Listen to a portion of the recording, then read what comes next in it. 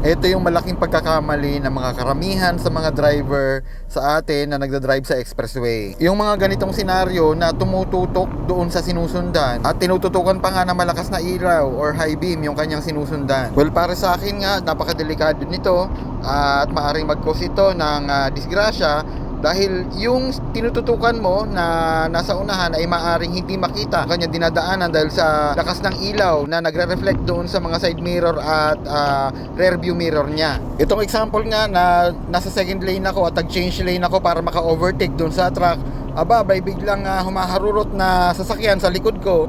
At ang ginawa nga ay pinagbubusinahan ako at tinututukan ako na malakas na ilaw. Well, ako naman, bihira naman ako gumamit ng overtaking lane dahil nga sinusunod ko yung batas trapiko na nakalagay na overtaking lane only ito. Tandaan natin guys na ang overtaking lane ay hindi fast lane. Gagamitin mo lang yan kapag ikaw ay mag-overtake sa ibang sasakyan. Pero dapat sundin mo pa rin ang speed limit. Wala ding right of way doon sa overtaking lane. At dapat bumalik ka sa second lane kapag katapos mo nang mag-overtake. Kung may natutunan ka sa video na ito ay paki-like, share and follow mga paps. Salamat sa panonood. See you on the next video.